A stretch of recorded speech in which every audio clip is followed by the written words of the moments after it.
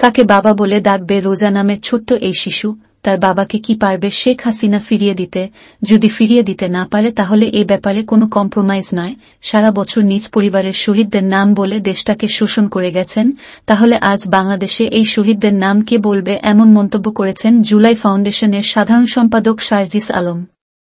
সকালে বরিশাল শিল্পাকলা একাডেমিতে জুলাই স্মৃতি ফাউন্ডেশন এর উদ্যোগে শহীদ পরিবারের পাশে বাংলাদেশ অনুষ্ঠানে উপস্থিত থেকে এ কথা বলেছেন জুলাই ফাউন্ডেশনের সাধারণ সম্পাদক সার্জিস আলম। আসার আগে মানে জানতোই না যে সে তার বাবার মুখ পৃথিবীতে কোনোদিন দেখবে না। যেই নবজাতক জানতোই না যে পৃথিবীতে আসার পরে তার বাবা তাকে আর কোলে নিতে পারবে না, সে কাউকে বাবা বলে ডাকতে পারবে না। ওর কি দোষ ছিল?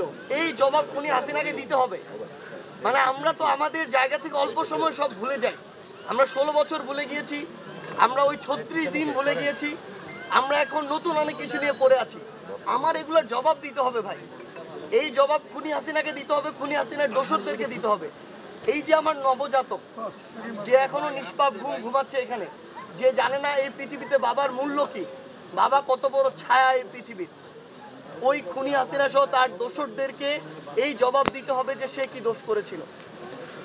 এই বিষয়গুলোর সমাধান না হওয়া পর্যন্ত, একটা যৌক্তিক বিচার না হওয়া পর্যন্ত এই বাংলাদেশে তাদের পুনর্বাসনের কথা যারা বলে, আমরা মনে করি খুনি হাসিনা একটা ক্ষমতা পিপাসু লোভী ছিল, তারা আরেক ধরনের ক্ষমতা পিপাসু লোভী। এই বাংলাদেশে তাদের বিচার হওয়ার প্রশ্নে কারো একটা কথা হওয়া উচিত।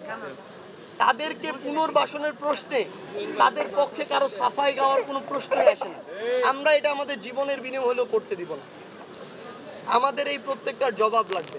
আপনারা আসলে আমাদের পাশাপাশি আমাদের শহীদ পরিবার যারা আছে তাদের কথাগুলো নেন, তাদের ব্যথা তাদের মতো করে কেউ প্রকাশ করতে পারবেন, এটা সম্ভব না।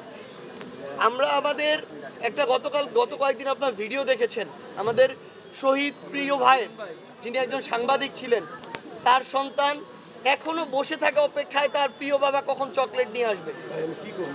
এই চকলেট তার প্রিয় বাবা কিভাবে এই পৃথিবী তার নিয়ে যাবে আমাকে বলেন।